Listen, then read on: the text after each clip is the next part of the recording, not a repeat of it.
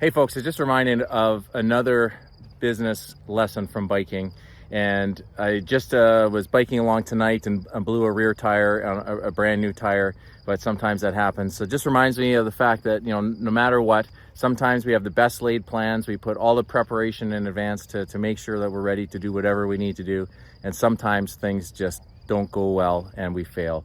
It reminds me of my first real biking lesson this summer. Well, I guess second. The first one was throwing up in the parking lot after the Falcon Cup.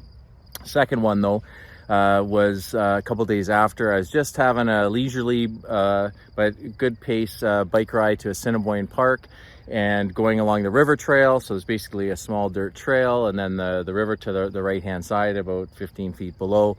And going along, minding my own business, and all of a sudden I had to cut around a tree, and I just got too close, I guess, because my front brake lever clipped the tree. Immediately, one thing I knew, I was pedaling, next thing I knew I was in the river, but I immediately flipped over the bars, flipped into a tree, hit that tree, went through some bushes, flew over the riverbed, and basically flew onto a whole bunch of rocks. Like you see these rocks right here, actually, a whole bunch of crushed limestone, and my glasses were in the mud, my feet were in the river.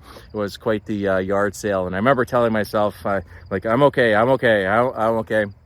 And I got up, and thankfully I had knee pads on at the time, or I for sure would have broken my knee.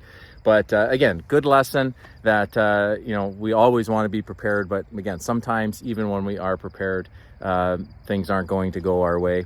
I will say though, once I got out of the river and dusted myself off, I got back in my bike and completed my bike as planned that night, and ended up doing another hour and 45 minutes on the bike, and then went home and washed off the blood and put some ice packs on my knee.